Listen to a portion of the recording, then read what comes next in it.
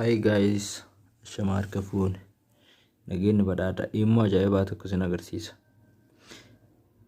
Ka afaan Oromoo.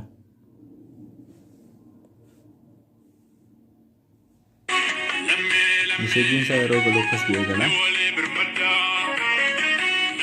Kana gabbifadhaa telegiraama.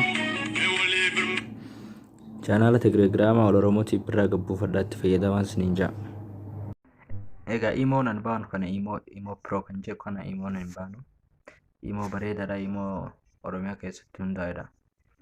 Afaan Oromootiin miseejiin saadhaa namaa galucha. Fakkeenyaaf meeqa miseejiitti erga imoo kaan seeneetiin jira.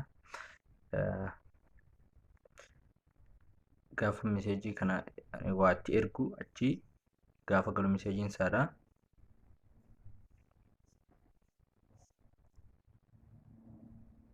Qoy iskiriin riikardarii waan ta'eef xiqqoon harkaa waan jee amma ni gala. Haala kanaan gara miseejiin saadhaa walii dirmadhaa ka jiru saniin.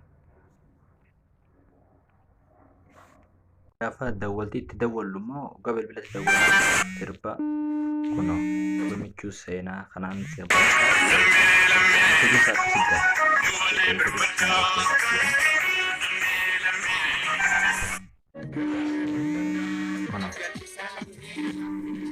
Saba isaanii jechuudha lubbuu faalii ka jiru sirba michuu seenaa sirbaa jechuudha.